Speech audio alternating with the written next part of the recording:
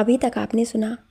रूहान ने उसे देखते हुए कहा, क्यों मेरे पास आने से कुछ होता है जो आप हमेशा दूर जाने की बात करती हैं, या फिर मेरे पास आने से आप पिघलने लगती हैं। आपके दिल पर आपका काबू नहीं रहता है। ये कहते हुए उसने उसके चेहरे को पकड़ के अपनी तरफ कर लिया। रूहानी खामोश खड़ी थी। रूहान उसे देखे जा रहा था। अब आगे रूहान के इस सवाल पर कि क्यों उसके पास आने से हर बार वो अपने कदम पीछे खींच लेती है, क्या वो उसके पास आने से पिघल जाती है, उसके इन सवालों पर रूहानी खामोश खड़ी थी। रूहान उसके चेहरे को पकड़े हुए बोला, क्या हुआ? जवाब खोज रही हैं कि आप क्या बोलेंगी अपने ठाकुर साहब से? वैसे एक बात बताओ, मैं जब से हूँ तब से कभी मैंने आपको इस तरह रात छत पर नहीं देखा, तो आज कैसे? कहीं ये मेरी वजह से तो नहीं? कहीं आपका दिल मेरी तरह बेचैन तो नहीं है? कहीं आप भी मुझसे? वो इतना ही बोल पाया था कि तभी उसकी बात को बीच में काटते हुए रूहानी बोली, नहीं, आप जो सोच रहे हैं ऐसा कुछ भी नहीं है। मैं आपके बारे में ना सोचती हूँ और ना सोचना चाहती हूँ। मेरे दिल में क्या दिमाग में भी आपके लिए कुछ नहीं है। आप जब जब पूछेंगे आपको जवाब यही मिलेगा। और अब हमें छोड़ें, हमें जाना है। रूहान उसकी बात सुनकर गुस्से में बोला, अब आप मेरे बारे में सोचेंगी? मैं आपको इतना मजबूर कर दूंगा कि आपके दिल में ही नहीं दिमाग में भी सिर्फ मैं हूँगा। ये बोल रूहान ने खुद से दूर किया और वहाँ से चला गया। रूहानी भी अपने कमरे में चली गई। सुबह का वक्त महल। रूहानी और रूपा पूजा घर में बैठे बातें की जा रही थी और साथ में फूलों की माला बनाई जा रही थी। साक्षी जी जब वहाँ आई तब देखा तो वो दोनों ही थी वहाँ, बस बाकी कोई नहीं था। साक्षी जी ने उन दोनों को साथ देखकर कहा, क्या हुआ रूपा रूहानी, आप दोनों क्या बातें कर रही हैं? वैसे बाकी सब कहाँ हैं? अभी तक कोई उठा क्यों नहीं? रूपा ने उन्हें देखते हुए कहा, कुछ नहीं बड़ी ठकुराइन, वो सब पूजा में आए थे, फिर अपने काम में लग गए। रानी भाभी माता रानी के श्रृंगार का सामान ले आई थी तो उसे लेने अपने कमरे में गई हैं। सलोनी भाभी मुन्ने को लेकर आ रही होंगी। वो बता ही रही थी कि तभी अंदर आते हुए समीर ने कहा, नमस्ते बड़ी ठकुराइन, कैसे हैं आप? साची जी ने उसकी आवाज़ सुनकर पीछे मुड़ के देखा तो समीर अंदर आ गया था। उसे देखते हुए वो बोली, अरे समीर आप आओ बेटा, आज सुबह कैसे आना हुआ? समीर कुछ कह पाता उससे पहले ही मनोहर जी सुमित्रा जी के साथ आते हुए बोले, अरे साक्षी जी, समीर रूहानी से कुछ बात करना चाहता था तो मैंने ही कहा कि दोनों कहीं घूम आए, तो इसलिए समीर रूहानी के साथ राजस्थान देखने जा रहा है। साक्षी जी ने उन्हें देखते हुए कहा, ये तो जा रहे हैं वो तो ठीक है, पर आप और बहन जी कहाँ जा रहे हैं? इस पर मनोहर जी ने कहा, रूहानी की शादी नज़दीक आ रही है तो सोच रहे हैं जाकर रूहानी के लिए कुछ सामान ले लें, और वैसे ही रूहानी की माँ के गहने उसकी शादी के लिए ले आए, तो हम दोनों आज ही घर जा रहे हैं, 2 दिन में वापस आ जाएंगे। चलिए ठीक है, पर महापूजा तक आ जाना। साक्षी जी ये बोल रूपा की तरफ देखते हुए बोली, रूपा जा नाश्ता लगाने को बोल। रूपा उसकी बात सुनकर चली गई। तभी सलोनी बच्चे को लेकर आई। साक्षी जी बच्चे को अपने गोद में लेकर वहीं हॉल में रखे सोफे पर बैठ गई। मनोहर जी सलोनी से मिले, उसे सब बताया और सुमित्रा जी के साथ निकल गए। सलोनी उनके जाने के बाद समीर के पास आई जो रूहानी को देख रहा था, और रूहानी थी कि उसका ध्यान सिर्फ माला बनाने में ही था। सलोनी ने उससे कहा, तो आ गए आप अपनी रूहानी को लेने? समीर ने उसकी बात पर उसे देखते हुए कहा, अब क्या करें, इनके बिना दिल ही नहीं लगता है। उसकी इस बात पर सलोनी मुस्कुरा दी। तभी रूहान भी आ गया। रूहान की नज़र समीर पर गई तो कल रात जो उसने रूहानी के साथ किया था वो सब उसे याद आ गया, पर उसने कुछ बोला नहीं उसे। समीर ने उसे देखते हुए कहा, मिस्टर ठाकुर कैसे हैं आप? कल रात तो आपसे बात ही नहीं हुई, डांस के बाद तो आप दिखे ही नहीं। रूहान ने उससे कहा, बस कुछ काम था तो मैं चला गया था, आप बताएं, आप आज सुबह यहाँ? रूहानी अपना काम ख़त्म कर चुकी थी। समीर उसकी तरफ देखते हुए बोला, हाँ वो रूहानी जी को लेने आया था। रूहान ने उसे देखते हुए कहा, गुड, अच्छा आप बात करो भाभी से, मैं आता हूँ।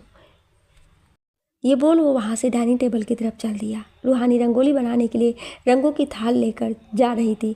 रानी भी अपने कमरे से भारी सी थाल लिए लेकर आ रही थी। रूहान ने ये देखा तो उसने आगे बढ़ के रानी के हाथ से थाल लेते हुए कहा, भाभी ये क्या है?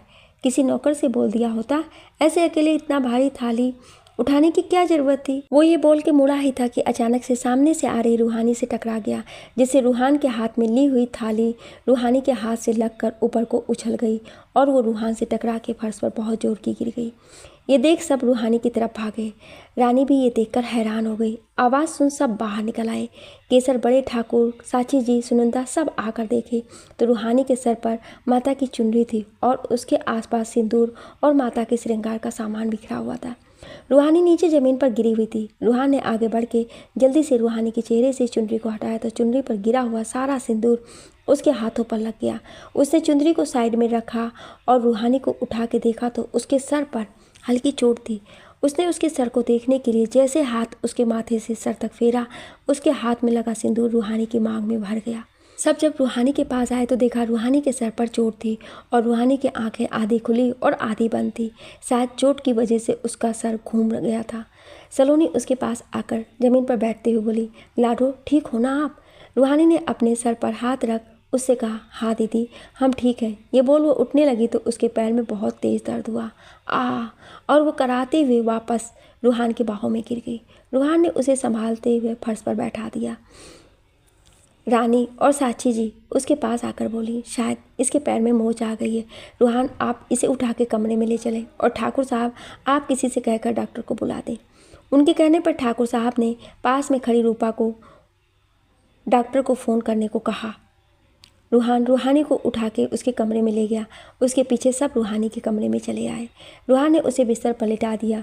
जब उसने उसके चेहरे को आराम से तकिए पर रखा तब रूहान के हाथ का सिंदूर रूहानी के गले पर उसके चेहरे पर लग गया था। समीर वहाँ खड़ा ये सब देख रहा था। उसे बिल्कुल अच्छा नहीं लग रहा था रूहान का रूहानी के ऐसे करीब आना। वो खामोश था। सलोनी की नज़र जब रूहानी की मांग पर लगे सिंदूर पर रूहान के हाथ गया तो वो हैरान हो गई। उसे अब घबराहट होने लगी थी पर उसने खुद को संभाल लिया। वो सब रूहानी के पास खड़े उसे देख रहे थे। रूहान वहीं उसके पास खड़ा था। रूहानी के पैर का दर्द को देखते हुए रूहान ने उसके पैरों के पास गया और एक छोटा कुशन उसके पैरों के नीचे लगा दिया। कुछ देर में डॉक्टर साहब आए तो बड़े ठाकुर ने उनसे कहा, डॉक्टर साहब देखें कहीं ज़्यादा तो चोट नहीं आई है। डॉक्टर अंदर आए और रूहानी के पास रखी चेयर पर बैठ गए। उसे चेक करने लगे। उन्होंने सर की चोट को साफ कर दवा लगाकर उसे बैंडेज कर दिया। रूहानी का हाथ चेक करते हुए डॉक्टर ने उससे पूछा, बेटा आपको हाथ में दर्द तो नहीं है ना? इस पर रूहानी ने बस सिर हिला के नाम कह दिया। फिर डॉक्टर ने उसके पैर को चेक किया और देखते हुए बोले, डोंट वरी बड़े ठाकुर साहब, सिर्फ मोच है जो 2 दिन में हल ठीक हो जाएगी, पर चलना फिरना आज ना करें और कल हल्का फुल्का, ज़्यादा ना हो नहीं तो प्रॉब्लम हो जाएगा। बाकी मालिश करते रहे। डॉक्टर साहब सब बता के मालिश के लिए ट्यूब लिख कर दे गए। बड़े ठाकुर ने रूहानी को देखते हुए कहा, सुन लिया ना आपने कि क्या बोले हैं डॉक्टर साहब, तो अब आराम करो और कहीं नहीं जाना है। ये बोल वो उन्होंने प्यार से उसके सर पर हाथ फेरा और चले गए। साची जी भी उसे हिदायत देकर चली गई। समीर वहीं खड़ा था। रूहानी ने उसे देखते हुए कहा, सॉरी समीर जी, मैं आज आपके साथ जाने वाली थी और ये सब हो गया। समीर उसके पास आकर उसका हाथ पकड़ते हुए बोला, कोई बात नहीं, आप रेस्ट करें, हम फिर कभी चले जाएंगे। अच्छा आप रेस्ट करें, हम चलते हैं। ये बोल समीर बाहर आ गया। वो नीचे जा ही रहा था कि तभी केसर उसे मिल गई। उसने समीर को आवाज़ लगाते हुए कहा, अरे समीर आप जा रहे हैं? हाँ, अब तो उसके साथ घूमने जा ही नहीं सकते, उसे तो चोट आ गई है। पर अजीब बात है, चोट रूहानी को लगी पर दर्द रूहान के चेहरे पर दिख रहा है। अच्छा मैं चलती हूँ, मुझे बहुत काम है। ये बोल केसर चली गई। समीर भी उसकी बातें सुनकर वहाँ से चला गया। उधर रूहानी के कमरे में रूहान उसे खड़ा देख रहा था। रानी ने उसे देखते हुए कहा, भैया जाएं आप, अपने कपड़े बदल लें और हाथ मुंह धुल लें, पूरे कपड़े खराब हो गए हैं। उसके कहने पर रूहान अपने हाथों को और रूहानी के मांग में सजे रहे सिंदूर को देखने लगा। वो बिना बोले वहाँ से चला गया। रूपा कमरे में मुन्ने को लेकर आई और सलोनी से बोली, छोटी भाभी ये कब से रो रहा है? लगता है इसे भूख लगी है। और आज आदित्य भैया नहीं दिख रहे हैं, इतना सब हो गया आए नहीं। सलोनी ने बच्चे को लेते हुए कहा, अरे वो आज सुबह ही निकल गए थे पुरोहित जी को लेने, 4 दिन बाद महापूजा है ना। अच्छा सुन, लाडो के पास रुक जा और इसके कपड़े चेंज करा दे, सब पर सिंदूर लग गया है। अभी माथे पर पानी मत लगने देना, नहीं तो चोट भी भीग जाएगा। लाडो आराम करो आप। ये बोल वो बच्चे को लेकर बाहर आ गई। उसे जाते हुए देख रानी ने कहा, रूहानी आप आराम करो, हम आते हैं। ये बोल वो भी उसके पीछे चल दी। रानी सलोनी को पीछे से आवाज़ देते हुए बोली, सलोनी रुकना जरा, कुछ बात करनी है। ये कहते हुए वो उसके पास आ गई। सलोनी ने उससे कहा, हाँ दीदी बोलो, चलो तुम्हारे कमरे में चले। ये बोल वो उसे लेकर उसके कमरे में आ गई। रानी सलोनी के कमरे में आई और सलोनी को बैठाते हुए बोली, किस बात से परेशान हो सलोनी? सलोनी ने उसे देखते हुए कहा, दीदी ये जो आज हुआ, जो कल हमने रूहान देवर जी की आंखों में देखा डांस करते हुए, कुछ तो है उन दोनों के बीच, पर ना जाने क्यों दोनों बता नहीं रहे और लाडो भी कुछ खामोश सी रहने लगी है। मुझे लगता है बात करनी चाहिए। रानी ने उसे देखते हुए कहा, नहीं सलोनी आप उन दोनों को मत पूछो। मुझे लगता है कि वक्त सही नहीं है और जो हुआ मुझे नहीं पता, पर ऐसा लगता है जैसे रूहान भैया ने जानबूझकर अपने सिंदूर वाला हाथ रूहानी की मांग की तरफ किया। अब जो भी हो, पर इतना समझ लो सलोनी, रूहान भैया अगर रूहानी से प्यार करते होंगे तो वो रूहानी को कोई तकलीफ नहीं होने देंगे और बाकी कान्हा जी पर है। जो हो रहा है उसे छोड़ दो वक्त पर और खुद को शांत रखो। उसकी बात पर सलोनी ने भी वही किया। इधर समीर घर आया तो उसके पापा ने उससे पूछा, अरे समीर तुम तो आज रूहानी के साथ जा रहे थे, तो यहाँ इस वक्त? इस पर समीर ने उससे कहा, जा रहा था पर रूहानी को चोट लग गई है तो इसलिए गया नहीं। ये सुनते ही मिसेज राठौर ने कहा, क्या रूहानी को चोट लग गई? कैसे? वो ठीक तो है ना?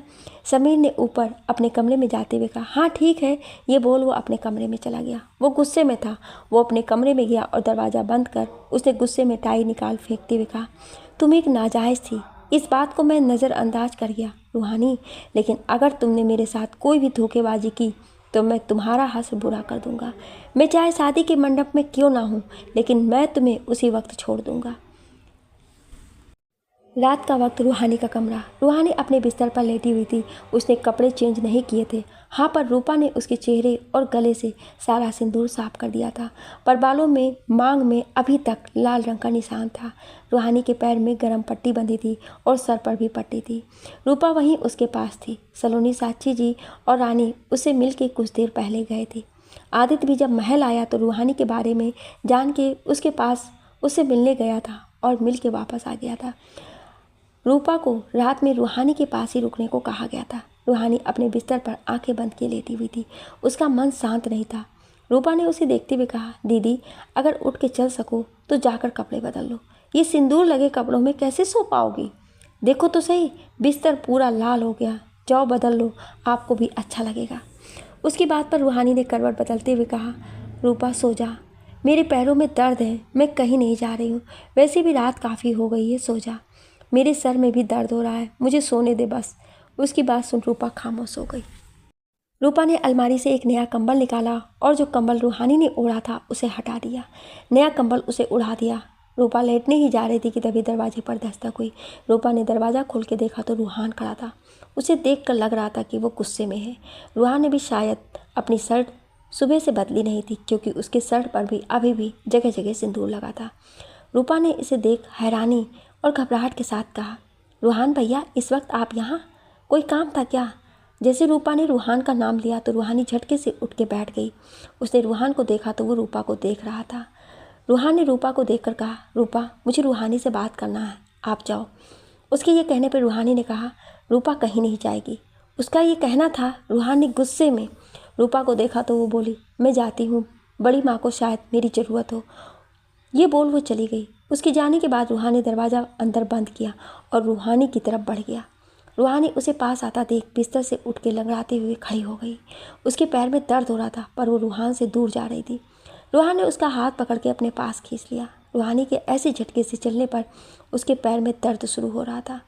रूहान ने उसे देखते हुए गुस्से में कहा, क्यों किया आपने ये सब?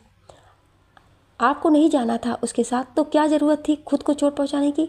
जानती है ना कि आपको दर्द में नहीं देख सकता, तो क्यों खुद को चोट दिया? मुझे नहीं पता आप क्या बात कर रहे हैं। छोड़े मुझे ठाकुर साहब और जाएं यहाँ से। ये बोल रूहानी खुद को छुड़ाने लगी। रूहान ने उसे शीशे के सामने खड़े करते हुए कहा, अच्छा तो अभी आपको ये नहीं पता कि मैं क्या बात कर रहा हूँ, तो समझा देता हूँ। ये बोल रूहानी को और पास ले आया। रूहानी ने उसे धक्का दे दूर हटते हुए कहा, मैंने आपको मना किया है ना कि मेरे पास मत आया करो। आप क्यों आते हैं? मुझे नहीं पसंद आपका पास आना। या कुछ भी, जाएं आप।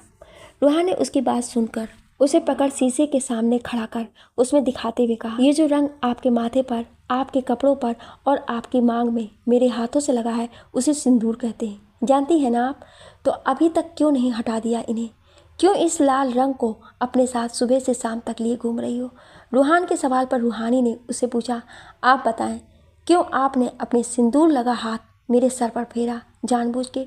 बोले, ठाकुर साहब, मैंने मना किया था ना आपको कि मुझसे दूर रहें, तो क्यों किया आपने, वो भी समीर जी के सामने? उसकी बात सुन रूहान ने कहा, आपकी वजह से आपने मुझे गुस्सा दिलाया रूहानी। जब आपको पता है कि मैं आपको दर्द में नहीं देख सकता तो क्या ज़रूरत थी आपको ये सब करने की? जब आपको चोट लगी तो मेरा गुस्सा बढ़ गया था। समीर आपके सामने खड़ा था और आप उसे देख रही थी। मैं खुद के गुस्से को कंट्रोल नहीं कर पाया, इसलिए जो सही लगा कर दिया। और एक बात, ये लाल रंग नहीं है, सिंदूर है, इसे मैंने भरा है, इस मुताबिक आप मेरी पत्नी हुई। और रही बात मंगलसूत्र की, वो भी सबके सामने बहुत जल्दी पहनाऊंगा। ये सुन रूहानी गुस्से में कहा, मैं नहीं मानती इसे, नहीं मानती आपके लगाए इस धोखे के रंग को, नहीं मानती मैं आपको अपना पति। मत करे मेरे लिए सब कुछ इतना कॉम्प्लिकेटेड कि मैं खुद के साथ कुछ कर लूँ। मैं सब सहन कर सकती हूँ ठाकुर साहब, पर अपने मौसा जी की नज़रों में अपने लिए नफ़रत नहीं, वो मेरे लिए पिता से बढ़ के हैं। रूहान के उसके चेहरे को पकड़ के कहा, और आप मेरे लिए ज़िंदगी से बढ़ के हैं, मैं आपको खो के जी नहीं सकता। रूहानी ने उसकी बात को काटते हुए कहा, आपको जाना होगा, आप यहाँ से चले जाएं। बस मैं नहीं चाहती कि आप अब मेरे आसपास भी नज़र आएं। मैं अब और बर्दाश्त नहीं कर सकती। बर्दाश्त आप कर रही हैं या मैं? रोज़ आपकी बेरुखी सहता हूँ, आपकी ना सुनता हूँ। आपके आंखों में जो होता है वो मैं होठों से सुन नहीं पाता। इंतज़ार में हूँ कि कब आप खुद ये बोलेंगे कि आप मुझसे प्यार करती हैं। रोज़ आपके पास आता हूँ और रोज़ आपसे ना सुन के जाता हूँ। रूहान ये कहते हुए उसके चेहरे को पकड़ के अपने नज़दीक ले आया। मैं किसी के सामने ऐसे नहीं आया रूहानी, जितना आपके सामने तड़प के आता हूँ। आप नहीं जानती, पर आज तक जिसने मुझे ना कहा मैंने उसे बर्बाद कर दिया, उसे उसकी औकात दिखा दी। पर आप पहली हैं जिसने मुझे हर बार मना किया, ठुकराया, धक्का मारा, पर हर बार मैं वापस आया। मैं खुद जैसे बर्बाद हो रहा हूँ, जैसे मेरे अंदर मेरा कुछ रहा ही नहीं है, सब आपका हो चुका है। अब बताओ कैसे जाऊँ दूर? बोलो, कैसे आपसे दूर जाऊँ? कैसे खुद को दूर रखूँ? कैसे वो करूँ जो आप चाहती हैं पर मेरा दिल और दिमाग नहीं? बोलो। ये कहते हुए आज रूहान इमोशनल हो गया था। रूहानी ने खुद को उससे दूर किया और उसकी तरफ पीट करके कहा, चले जाए यहाँ से। और ये बोल वो वहाँ से रखे कपड़ों से वो लाल रंग हटाने लगी जो उसकी मांग में लगा था। रूहान ने ये देखा तो रूहानी का चेहरा अपनी तरफ कर एक हाथ से पकड़कर उससे बोला, ये सिंदूर आपके मांग में जरूर है, पर लगाया मैंने है, इसे हटाने की हिम्मत मत करना, मेरा गुस्सा मेरे से बर्दाश्त से बाहर हो जाएगा। रूहानी उसकी आंखों में गुस्से को साफ देख पा रही थी। रूहानी ने उसकी आंखों में देखते हुए कहा, मेरे पैरों में दर्द हो रहा है। उसकी बात सुन रूहान ने उसे बाहों में उठा लिया और बिस्तर पर ले जाकर बैठा दिया। रूहान ने उसके पैरों से पट्टी हटा के देखना चाहा तो रूहानी ने पैर खींच लिए। रूहान ने उसके पैर को पकड़ते हुए कहा, मैं मालिश कर देता हूँ, तब चला जाऊँगा। ये बोल उसने उसके पैरों में पट्टी हटाई और वहाँ रखे ट्यूब को लेकर मालिश करने लगा। रूहानी उसे बहुत ध्यान से देख रही थी। रूहान ने मालिश की, हॉट वाटर बैग से सेक कर वापस से गर्म पट्टी उसके पैरों में लगा दी। उसने उसे कंबल उड़ाया और जाने लगा तो रूहानी ने उसका हाथ पकड़कर रोक लिया और उससे बोली, एक बात पूछूं आपसे? रूहान ने बिना उसकी तरफ देखे कहा, पूछो। मेरे साथ ये जो नाजायज़ शब्द लगा है, क्या आपको बदनाम नहीं करेगा? क्या ये शब्द आपकी ज़िंदगी में दाग की तरह नहीं होगा? जो आप मुझसे प्यार कर बैठे, क्या आपको मेरे नाजायज़ होने से कोई फ़र्क नहीं पड़ता? रूहान ने उसकी बात सुन उसे मुड़ के देखा। रूहानी ने चेहरा फेर लिया उससे। रूहान उसके सामने पास में आकर बैठ गया और उसके पास थोड़ा झुककर उसके चेहरे को एक हाथ से अपनी तरफ कर लिया। रूहानी की आंखें बंद थी। रूहान रूहानी के करीब आया और उसके होठों को चूम लिया। रूहानी इस बार उसके इस तरह पास आने से खुद को समेट ली। उसका एक हाथ रूहान के हाथों पर आ गया जिसे उसने कस के पकड़ लिया। रूहान ने खुद को उसके होठों से दूर किया और बोला, मेरा जवाब यही है, और कुछ पूछना है आपको? और एक बात, आप जब जब खुद को नाजायज़ बोलेंगी मैं आपका मुंह ऐसे ही बंद करूँगा। यह आप जान लें, आप आज से मेरी पत्नी हैं। रूहानी रूहान सिंह ठाकुर है और ये एक जायज़ रिश्ता है। मुझे बस इतना पता है कि मेरी मोहब्बत जायज़ है और जिससे मैं प्यार कर रहा हूँ वो भी। और कुछ जानना है अभी आपको? रूहानी आंखें बंद किए लेटी हुई थी। उसके आंखों के कोनों से आंसुओं की बूंदें छलक आईं। रूहान कुछ देर उसे ऐसे देखता रहा, फिर उसके आंसुओं को रुकता ना देख उसने रूहानी को अपनी बाहों में लिए हुए वहीं लेट गया। रूहानी ने उससे दूर होने की कोशिश की तो रूहान ने कहा, मैं अपनी पत्नी को बाहों में लेकर सोना चाहता हूँ, तो यहीं रहो। रूहानी आज उसने कुछ बोल ही नहीं पा रही थी, वो बस उसकी बाहों में सुकून पा रही थी। सुबह के 4 बजे रूहानी का कमरा। रूहानी को अपनी बाहों में लिए सो रहा था। वो दोनों बहुत गहरी नींद में थे। तभी किसी ने दरवाजे पर दस्तक दी। रूहान की नींद खुली तो उसने देखा 4 बज रहे थे। जब वापस दरवाजे पर दस्तक हुई तो रूहानी धीरे से रूहानी का सर अपने सीने से तकिए पर रखा और फिर उसे कंबल उड़ा दिया। रूहानी ने दरवाज़ा खोला तो देखा रूपा खड़ी थी। उसे पता था कि इस वक्त वही आ सकती है, क्योंकि रूपा को पता था कि रूहान कमरे में होगा। रूपा ने उसे देखते हुए कहा, भैया सबके जागने से पहले आप चले जाएं, नहीं तो। ये बोल वो शांत हो गई। रूहान ने रूहानी की तरफ देखा और बाहर आ गया। उसके बाहर आते ही रूपा अंदर जाने लगी तो रूहान ने उससे कहा, मेरी पत्नी का ख्याल रखना और कोई बात हो तो मुझे बता देना। ये बोल वो चला गया। रूपा उसे हैरानी से जाते हुए देख रही थी, पर मन ही मन वो बहुत खुश थी, क्योंकि उसे समीर जरा भी पसंद नहीं था। रूपा रूहान के जाने के बाद गेट बंद करके आई और रूहानी के बगल में बैठ गई। जब सुबह के 6 बजे रूहानी की नींद खुली, उसे रूहान का ख्याल आया तो उसने जल्दी से उठ के देखना चाहा तो झटके की वजह से उसके पैर में दर्द हो गया। मेरा पैर। रूहानी की आवाज़ सुन रूपा ने उठते हुए कहा, दीदी क्या हुआ? रूहानी अपना पैर पकड़ते हुए बोली, तुम यहाँ क्या कर रही हो? और ठाकुर साहब कहाँ हैं? कब गए वो?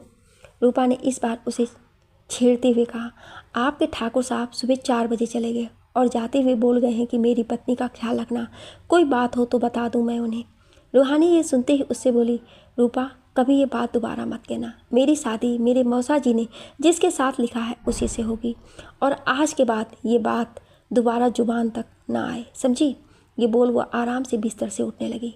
रूपा ने उसे देखते हुए कहा, दीदी मैंने कल रात समझा है ये कि रूहान भैया आपको कितना चाहते हैं, वो आपसे बहुत प्यार करते हैं, तो आप क्यों उस समीर से शादी कर रही हैं? रूहानी ने उसकी तरफ बिना देखे कहा, मेरे बिस्तर की चादर बदल दो और कमरा साफ कर दो, मैं नहाने जा रही हूँ। ये बोल वो कपड़े ले करके नहाने चली गई। रूपा उसे देखे जा रही थी। सुबह का वक्त रूहान का घर। रूहान आज खुश था, उसके चेहरे पर स्माइल थी और वो अपनी टाई की नॉट बांधे जा रहा था। उसे रह रहकर रात की बातें याद आ रही थी। उसने खुद से कहा, कुछ तो हमें आपकी आंखों से पता चल गया है कि आप हमें चाहती हैं। कुछ आपकी हरकतें बता रही हैं, जैसे कल आपका समीर के साथ ना जाना और खुद को चोट पहुंचा लेना। बस अब आपके मुंह से सुनना है हमें, जो बहुत जल्द आप खुद हमसे बोलेंगी। वो टाई की नॉट बांध ही रहा था कि तभी उसकी नज़र सामने रखे छोटे से बॉक्स पर गई। उसने उस बॉक्स को देखते हुए कहा, हाँ ये देना तो हम आपको भूल गए, चले अभी दे आते हैं। ये बोल उसने जल्दी से कोट पहना और बॉक्स को पॉकेट में डाल लिया। उसने अपना फ़ोन लिया और जल्दी से बाहर निकल गया। इधर रूहानी के कमरे में रूपा ने उसके बिस्तर को साफ कर दिया था और साथ ही कमरे को भी ठीक कर दिया था। उसने वॉशरूम में नहा रही रूहानी को ज़ोर से आवाज़ देते हुए कहा, दीदी मैं नीचे जा रही हूँ, कुछ देर में आ जाऊँगी और आते वक्त आपका नाश्ता भी ले आऊँगी। ये बोल वो चली गई। उसके जाने के बाद रूहानी लहंगा और ब्लाउज में भीगे बालों के साथ बाहर आई। उसने देखा रूपा जा चुकी थी। वो किसी तरह चल के धीरे धीरे अपने बिस्तर तक आई। उसने टॉवेल में कैद अपने बालों को आज़ाद किया और उन्हें झटकते हुए बोली, ये रूपा किसी की सुनती नहीं है, बस खुद ही कहेगी और चली जाएगी। इससे बोलना था कि तेल गरम करके ले आए मालिश के लिए, पर नहीं। ये कहते वो अपने बालों को झटक रही थी। तभी उसे दरवाज़ा खुलने की आवाज़ आई तो उसने बिना पीछे मुड़े देखकर बोला, आ गई तू? ज़रा रुक गई होती तो क्या हो जाता। अब जा वापस और तेल गरम करके ले आ मालिश के लिए। खबरदार, तूने ये कहा कि मैं नहीं जा रही हूँ, इसमें तेरी ही गलती है। तू ही बिना सुने चली गई। अब जा जल्दी ले आ, पर पहले ये डोरी बांध दे। उसने जैसे बोला तभी उसके पीठ को किसी गर्म हाथ ने छुआ तो उसने पलट के देखकर कहा, ठाकुर साहब आप यहाँ इस वक्त? वो ये बोलते हुए पीछे होने लगी तो उसके पैर वापस से दुख गया। रूहान ने उसे देखते हुए कहा, वैसे आप गीले बालों में काफ़ी अच्छी लगती हैं। उसकी इस बात पर उसे याद आया कि उसने दुपट्टा नहीं लिया था। उसने जल्दी से बिस्तर से अपना दुपट्टा उठाया और उसे ओढ़ते हुए बोली, आप क्यों आए हैं? रूहान ने उसे कंधे से पकड़ के मोड़ते हुए कहा, आपको कुछ देना था तो सोचा कि दे दूं, और वैसे आपको देख भी लूँगा। ये कहते हुए उसने डोरी को बांध दी।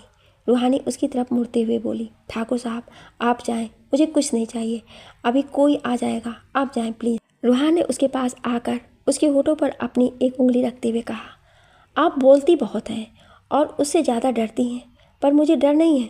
ये बोल उसने अपने पॉकेट से वो बॉक्स निकाला और उसमें सेम वैसी ही रिंग थी जैसे समीर ने रूहानी को पहनाई थी। उसने उसका हाथ पकड़ते हुए कहा, मुझे पता तो नहीं है कि ये रिंग आपकी होगी या नहीं, पर अंदाजे से बनवाई है, और हाँ, अगर मुश्किल हो पहनने में तो उतार सकती हैं, क्योंकि जो आपको दर्द दे वो चीज़ मैं आपकी ज़िंदगी में नहीं चाहता। आप मेरे लिए बहुत कीमती हैं। अच्छा चलो हम चलते हैं। ये बोल उससे दूर हो गया। रूहानी खोई हुई सी उसे देखे जा रही थी। रूहान कुछ कदम चल के गया और फिर पीछे मुड़ के उसे देखकर बोला, कुछ कमी है, रुके। ये बोल के उसने अपने पॉकेट से एक डिब्बी निकाली और उसे खोल के उसी मांग भर डिब्बी वहीं रखते हुए बोला, इसे अब मत भूला, बाय, रात में मिलता हूँ अपनी पत्नी से। ये बोल वो चला गया। रूहानी अभी भी खोई हुई से उसे जाता हुआ देख रही थी।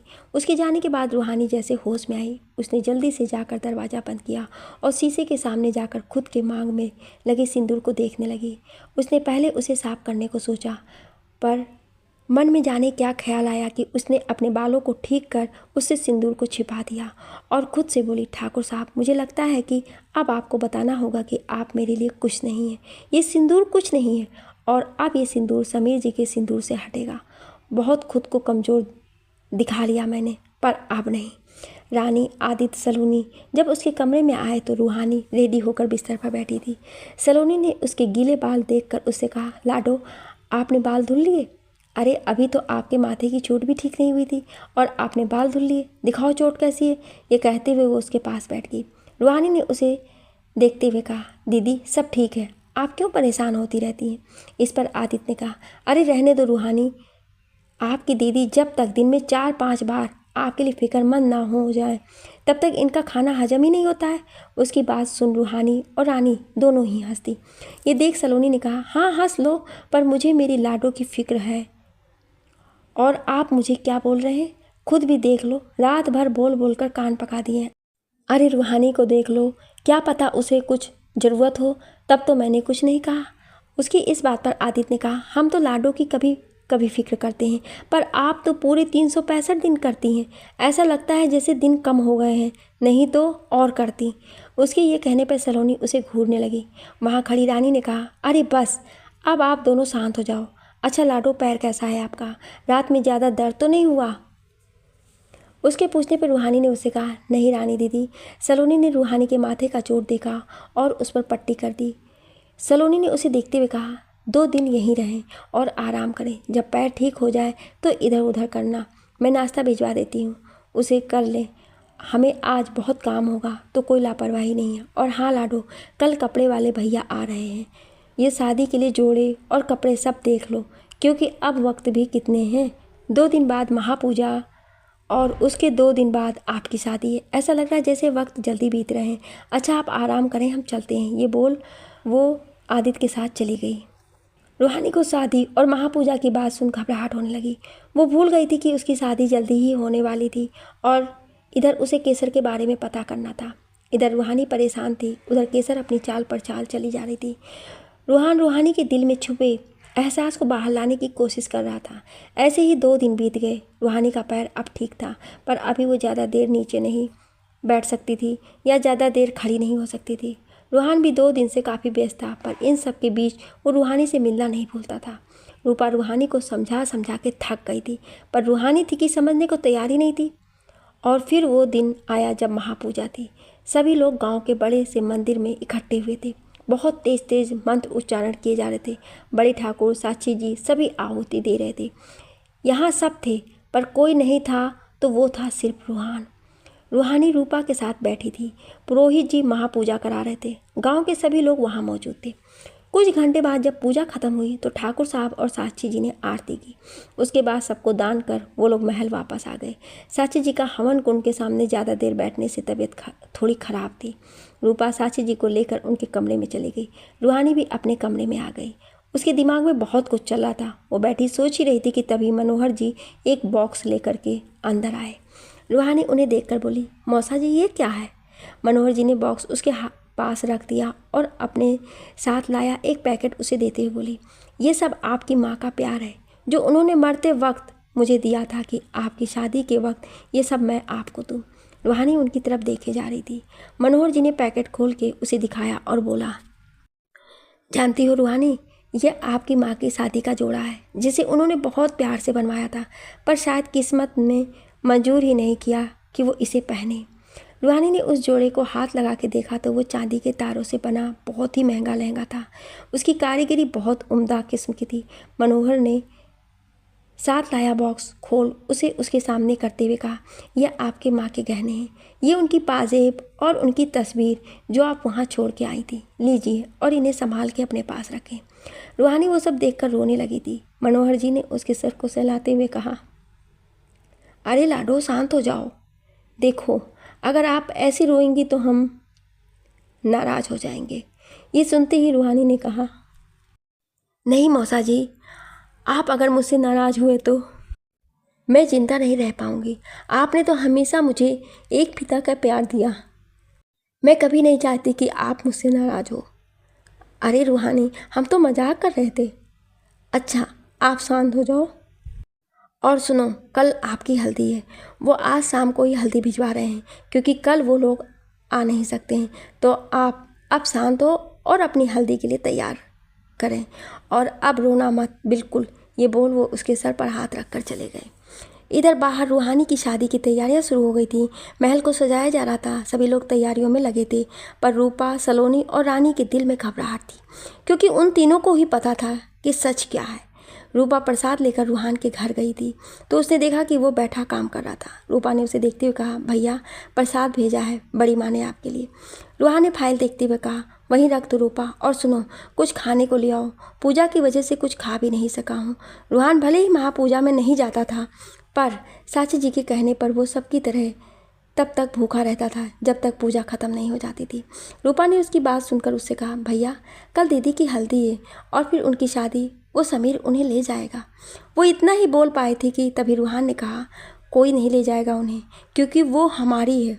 और रही बात कल की हल्दी की तो वो होगा, पर उन्हें समीर की नहीं मेरे नाम की लगेगी। रूपा मत डरो, रूहानी आपकी भाभी बन चुकी है, बस अब पूरी तरह से उन्हें समाज के सामने इज्जत के साथ अपना बनाना है, जो 2 दिन बाद होगा। ये बोल वो खामोश हो गया। रूपा उसे देखे जा रही थी। इधर केसर ने अपनी तैयारी भी कर ली थी। आखिर वो कैसे शादी में रूहानी की इज्जत को सबके सामने उछालेगी। दूसरी तरफ सुमित्रा जी अपने में खुश थी कि रूहानी चली जाएगी अब, पर क्या होने वाला था किसी को नहीं पता था। शाम का वक्त, रूहानी का कमरा। रूहानी बैठी अपने कमरे में कुछ काम कर रही थी। तभी सलोनी और रानी उसके कमरे में कपड़े से ढका हुआ एक थाल लेकर आई। उन्हें देख रूहानी ने कहा, अरे दीदी आप, और इसमें क्या है? उसके कहने पर रानी ने थाल उसके बिस्तर पर रख दिया और उससे बोली, यह आपकी हल्दी के कपड़े हैं जो आप कल पहनने वाली हैं लाडो। ये कहते हुए उसने थाल से कपड़ा हटा दिया। रूहानी ने कपड़े देखते हुए कहा, ये तो बहुत खूबसूरत है, कौन लाया? उसके पूछने पर सलोनी ने कहा, रानी दीदी गई थी और देख ये फूलों वाली ज्वेलरी भी लाई है।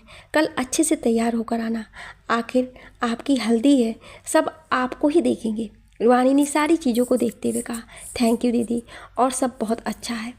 रानी ने उसके गाल को छूते हुए कहा, आप खुश हैं ना? कोई बात तो नहीं है जो आपको कहनी हो? रानी के बोलने पर रूहानी एकदम से घबरा गई। उसने ज्वेलरी को देखते हुए कहा, नहीं दीदी ऐसी कोई बात नहीं, और ये सब देखकर तो मुझे बहुत खुशी हो रही है। ये कहते हुए उसके चेहरे पर हल्की उदासी थी, पर वो छुपा रही थी। सलोनी ने उसे देखते हुए कहा, लाडो तो कुछ छिपा रहे तो नहीं रही है ना?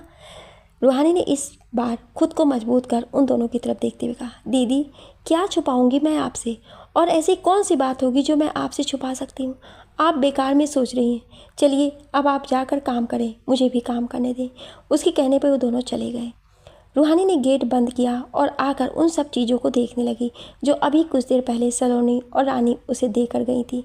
उसने उन पर हाथ फेरते हुए कहा, क्यों कान्हा जी, आप सब कुछ इतना मुश्किल क्यों कर रहे हैं? आप जानते हैं ना मैं बचपन से ही मुश्किलों का सामना करते आई हूँ, तो अब बस करें, शांति से सब होने दें।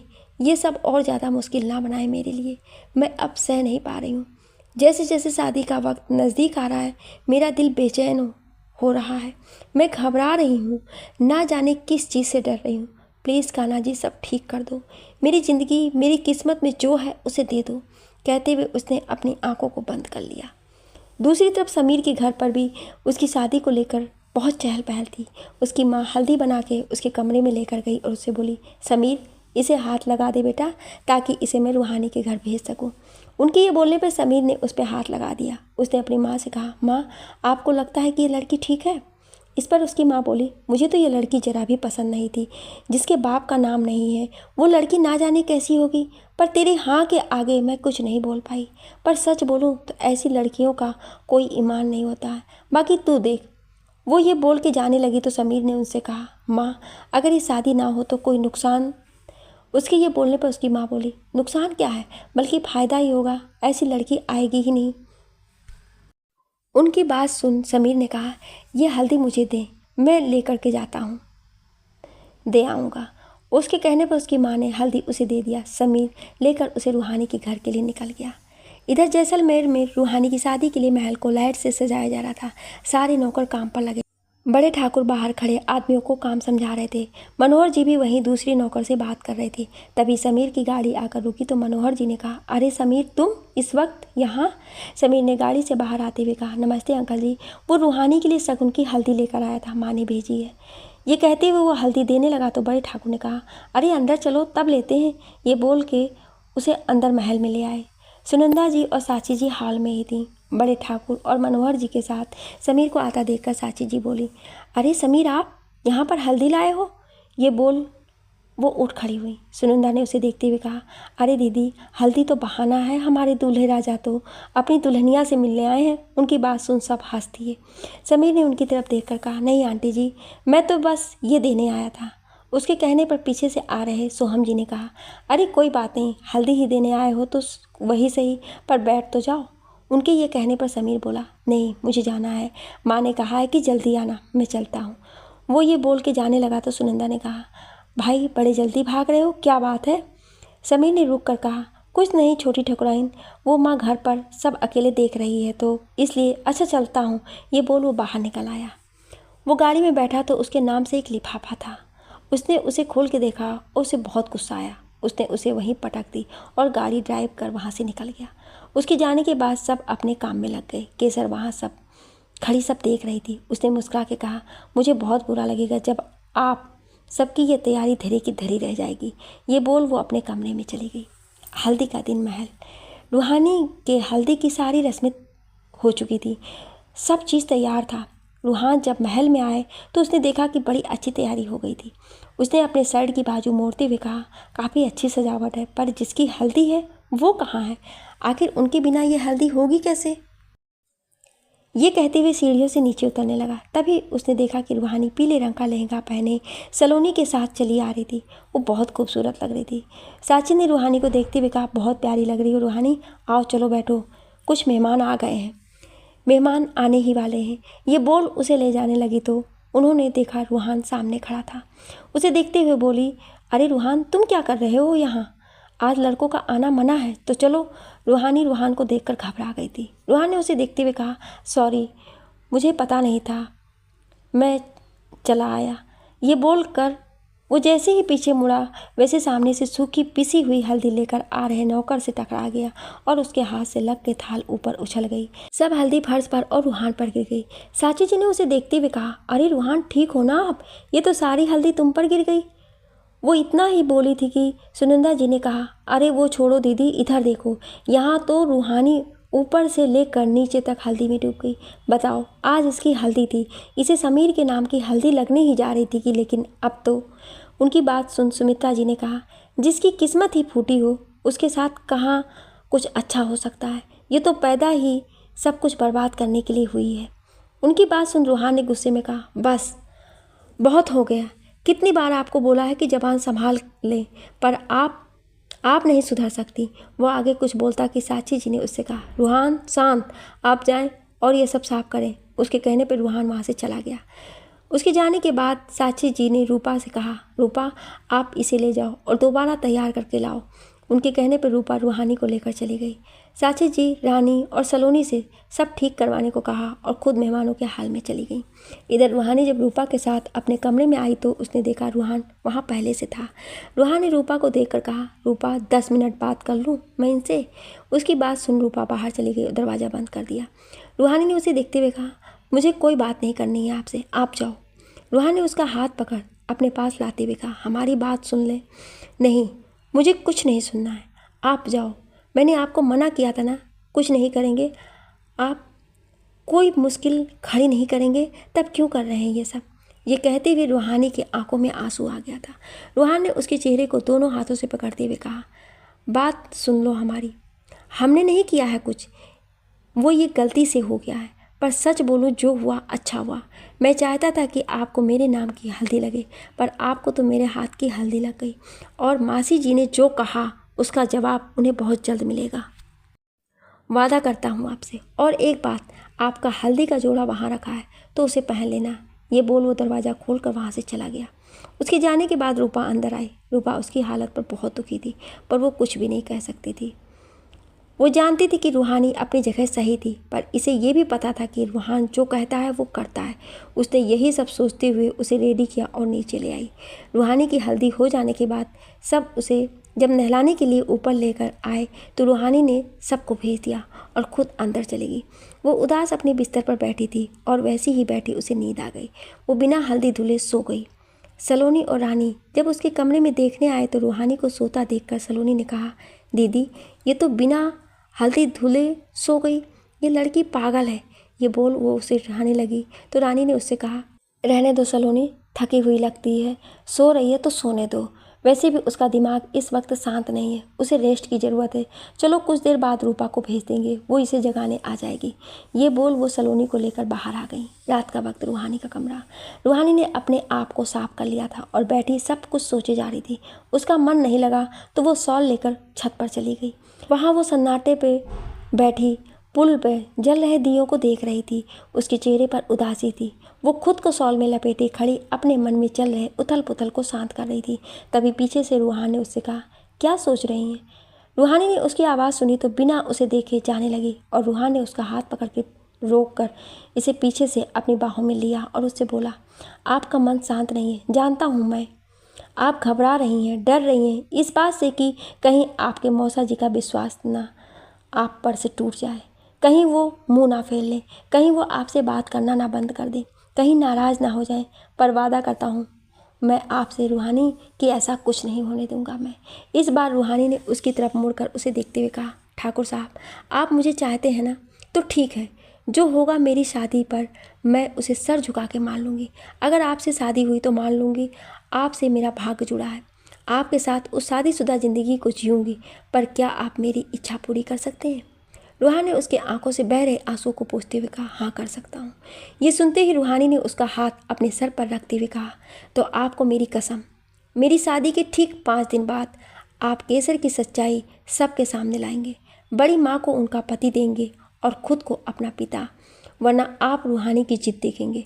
तो अब आप तैयार हो जाएं। बहुत चैलेंज दिया है आपने मुझे, आज मैंने आपको दिया तो पूरा करने के लिए रेडी हो जाएं। ये बोल वो जाने लगी। रूहानी रूहान से ये बोल के जा चुकी थी कि वो केसर का सच सबके सामने लाए और बड़े ठाकुर साची जी को साथ करे। रूहान उसके जाने के बाद वैसे ही खड़ा काफ़ी देर तक सोचता रहा और फिर अपने घर पर चला आया। वहाँ आकर उसने नील को कॉल किया। नील ने फ़ोन उठाया तो रूहान ने उससे कहा, नील कुछ पता करना है तो सारी डिटेल्स मुझे 4 दिन में चाहिए, और देखो कहीं पर भी लापरवाही ना हो, मुझे इस बारे में प्रूफ के साथ सब कुछ चाहिए। नील ने उधर से कहा, डोंट वरी सर, काम हो जाएगा, आप एक बार बता दें किसके बारे में है। रूहान ने उसके कहने पर सब कुछ बता दिया। नील ने उसे काम को हो जाने का बोल के फ़ोन रख दिया। रूहान ने फ़ोन बेड पर रखते हुए कहा, आपने हमसे कुछ मांगा है तो अब मना नहीं करेंगे। आपके खातिर हम 15 साल पहले क्या हुआ था ये जान के रहूँगा। ये बोल वो अपने बिस्तर पर लेट गया। इधर रूहानी अपने कमरे में आई और बिस्तर पर शॉल रखते हुए बोली, शायद इसी बहाने आप सच सबके सामने लाएं ठाकुर साहब, और सच आना बहुत ज़रूरी है। ये बोल वो भी लेट गई, पर उसे नींद नहीं आ रही थी। उसके मन में घबराहट थी, वो आने वाले पलों से घबरा रही थी। उसे समझ नहीं आ रहा था कि आखिर क्या वो सही कर रही है। उसे कुछ समझ नहीं आ रहा था। उसने अपनी आंखें बंद की और खुद को समेट लिया। सुबह का वक्त महल। रूहानी बैठी कुछ सोची जा रही थी, तभी उसका फ़ोन बजा। उसने देखा कि उसके सर का कॉल था। उसने जल्दी से कॉल रिसीव करते हुए कहा, गुड मॉर्निंग सर। उधर से उसके सर ने बोला, रूहानी, आपका थीसिस एक कॉलेज के डीन को पसंद आया है और वो चाह रहे थे कि तुम इंटर्न के तौर पर काम करोगी उनके कॉलेज में। ये सुन उसने खुश होते हुए कहा, जी सर, क्यों नहीं, पर अभी तो मेरी शादी है और मैं राजस्थान छोड़ नहीं सकती। इस पर उसके सर ने कहा, अरे डोंट वरी रूहानी, उनका जयपुर में ही कॉलेज है। अगर तुम्हें अभी डॉक्यूमेंट सबमिट करना है, कुछ दिन लगेगा, फिर आपको ज्वाइनिंग लेटर आएगा, तब आप ज्वाइन कर लेना। तो आप जल्दी से मुझे डॉक्यूमेंट का PDF मेल कर दो। रूहानी ने खुश होते हुए उनसे कहा, जी मैं अभी कर देती हूँ। ये बोल उसने फ़ोन रख दिया। रूहानी खुश होते हुए अपने सारे डॉक्यूमेंट देखने लगी। तभी उसे मेहंदी के लिए तैयार करने सलोनी रूपा अंदर आई। रूहानी को ऐसे कुछ खोजता हुआ देखकर सलोनी ने कहा, क्या खोज रही हो लाडो? उसने खोजते हुए कहा, अपनी डॉक्यूमेंट्स की फ़ाइल। ये कहते हुए उसने बुक्स के नीचे दबी अपनी फ़ाइल को निकाला और उसे खोल के देखने लगी। सलोनी ने उससे पूछा, पर इस वक्त इन सब की क्या ज़रूरत पड़ गई? इस पर रूहानी ने उसे सब कुछ बताया। सब जानकर रूपा और सलोनी खुश हो गए। रूहानी ने सबको देखते हुए कहा, बस सारे डॉक्यूमेंट की PDF बना के भेज दूँ, उसके बाद सर देख लेंगे। ये कहते हुए उसने वो अपने डॉक्यूमेंट निकाल कर बेड पर रखने लगी।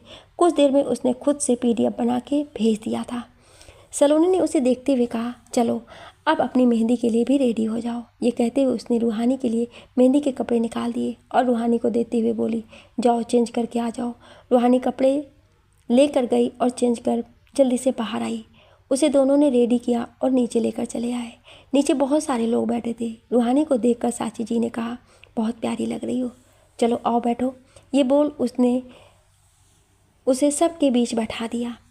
रानी मेहंदी वाली से बोल, अच्छे से सुंदर से लगाना मेहंदी और हमारे जमाई राजा का नाम अच्छे से लिखना। उसकी बात सुनकर वहाँ बैठे सब हंसने लगे। मेहंदी वाली रूहानी को मेहंदी लगा रही थी और सारी औरतें भी हाथों में मेहंदी लगा रही थीं। रूहानी के दिल में घबराहट ने जैसे फिर से जगह कर ली थी। जैसे जैसे मेहंदी की ठंडक उसके हाथों पर उसे महसूस होती, वैसे वैसे रूहान के छूने का उसे एहसास हो रहा था। उसे समझ नहीं आ रहा था कि आखिर क्यों उसे रूहान का ख्याल आ रहा है। उसने चारों तरफ नज़रें घुमा के देखा तो सब खुशी से मेहंदी लगवा रहे थे। केसर भी वहीं बैठी थी। उसकी नज़र रूहानी पर थी। मेहंदी वाले ने 2 घंटे में पैरों में हाथों में मेहंदी लगा दी थी। मेहंदी वाली ने रूहानी से कहा, मैम आप देख लें, हो गया है। उसके बोलने पर जब उसने अपने हाथ देखे तो मेहंदी बहुत अच्छी लगी थी, पर वो मेहंदी देखते हुए हैरान हो गई। उसके हाथों पर रूहान का नाम लिखा था। उसने मेहंदी वाले से कहा, यह आपने क्या लिखा है? ये नाम आपने क्यों लिखा? उसके बोलने पर उसने कहा, मुझे जो नाम बोला गया था मैंने वही लिखा है, इसे हटाएं आप, मेरे पति का नाम ये नहीं है।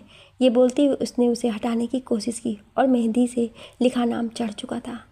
सलोनी ने रूहानी से कहा, रूहानी दिखाओ अपनी मेहंदी, देखें कैसी लगी है। उसके कहने पर रूपा उसका हाथ देखने लगी। उसने रूहान का नाम देख लिया पर वो खामोश रही। सलोनी ने बस दूसरे हाथ को देखा ही था। उसकी नज़र सीधे वाले हाथ पर जाती कि तब तक आदित्य खाने की थाली लिए सारे मर्दों के साथ खड़ा था।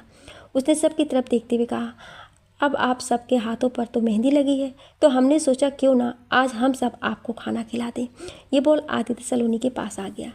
मनोहर जी रूहानी के पास आ रहे थे तो रूहानी ने उन्हें इशारे से मना कर दिया और सुमित्रा जी के पास जाने को कह दिया। वो भी उसके कहने पर चले गए। बड़े ठाकुर साक्षी जी के पास जा रहे थे तो केसर ने उन्हें अपने पास बैठा लिया। साक्षी जी सब समझ रही थी पर बस शांत थी। सोम भी सबके कहने पर रानी को खाना खिलाने लगा था। सब खा रहे थे बस रूहानी और साक्षी जी को छोड़ के। साक्षी जी उठ के जाने लगी तो रूहान ने उनका हाथ पकड़कर रोकते हुए कहा, माँ खाना तो खाते जाओ, चलो बैठो। साक्षी जी ने मुड़ के देखा तो रूहान खाने की थाली लिए खड़ा था। साक्षी जी उसके कहने पर मुस्कुरा के बैठ गई। रूहानी को ये देखकर अच्छा लगा। रूहान ने रूपा को देखकर कहा, रूपा इस बड़पोली को भी इधर ले आओ, इसे भी खिला देता हूँ, नहीं तो पता चला भूख से बेहोश हो गई। उसके कहने पर रूहानी ने उससे कहा, मैं बाद में खा लूँगी, आप बड़ी माँ को खिला दें। उसके ऐसा कहने पर बड़ी माँ बोली, क्यों बाद में, अभी खाओगी, चलो उठो आओ। साक्षी जी के कहने पर रूहानी आई और रूहान के सामने बैठ गई। रूहान मुस्कुरा के दोनों को खाना खिलाने लगा। साक्षी जी थोड़ा सा खा के उठने लगी तो रूहान ने कहा, अरे माँ कहाँ? साक्षी जी ने कहा, बस मेरा हो गया, आप रूहानी को खिला दें, मैं चली। ये बोल के वो रूपा के साथ चली गई। उनके जाने के बाद रूहानी ने अपने सर को नीचे कर लिया। रूहानी ने उसे खाना खिलाते हुए पूछा, आप गुस्सा हैं हमसे रूहानी? इस पर रूहानी ने धीरे से कहा, आपने किया है ये सब? ये कहते हुए उसने अपना हाथ उसके सामने कर दिया। रूहानी ने अपना नाम देखकर उसे खाना खिलाते हुए कहा, अच्छा लग रहा है आपकी हथेली पर मेरा नाम। इस बार रूहानी ने उसे गुस्से में देखकर कहा, आपने बोला था कि नाम लिखे? हाँ, क्योंकि किसी और का नाम मैं बर्दाश्त नहीं करूँगा। ये बोल वो उसे पानी पिला के चला गया। रूहानी गुस्से में उसे जाते हुए देख रही थी। शाम का वक्त, रूहानी का कमरा। रूहानी बैठी अपने हाथों की हथेलियों को देख रही थी। उसके हाथों पर रूहान का नाम चमक रहा था। उसने एक गहरी सांस लेकर आंखों को बंद कर लिया। क्या सोच रही हो? आवाज़ सुन रूहानी ने आंखों को खोला तो उसका प्रतिबिंब उसके सामने खड़ा था। रूहानी ने उसे देखकर कहा, कौन हो तुम?